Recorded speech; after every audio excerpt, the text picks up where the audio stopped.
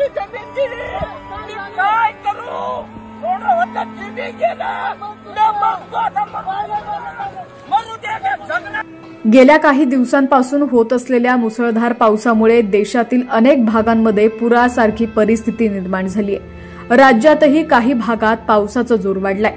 विशेषतः मराठवाड्यातील लातूरमध्ये पावसामुळे जनजीवन विस्कळीत झालंय. सतत पडणाऱ्या पावसामुळे शेतीचं मोठं नुकसान झालंय. या पावसामुळे पिकांचं मोठं नुकसान झाल्यानं शेतकरी हतबल झालेत.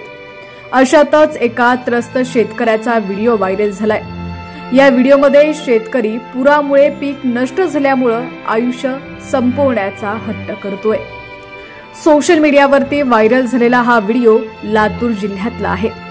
लातूरमधील एक शेतकरी पुरामुळे पीक उद्ध्वस्त झाल्यानं आयुष्य संपवण्याचा हट्ट करतोय.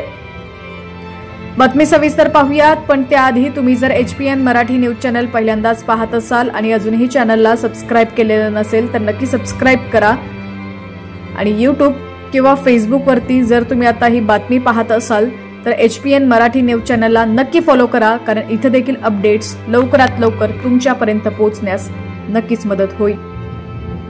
व्हायरल व्हिडिओमध्ये शेतकरी पाण्यानं भरलेल्या शेतात आक्रोश करताना दिसत आहे.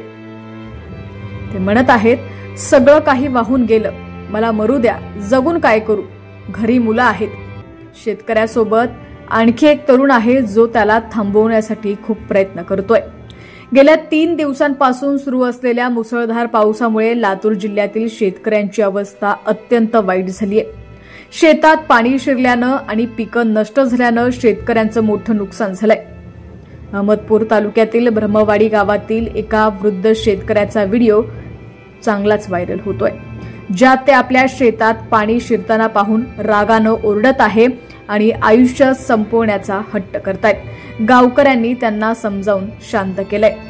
व्हिडिओमध्ये ते म्हणत आहेत की माझी जमीन गेली, पीक उद्ध्वस्त झालं, काय करू?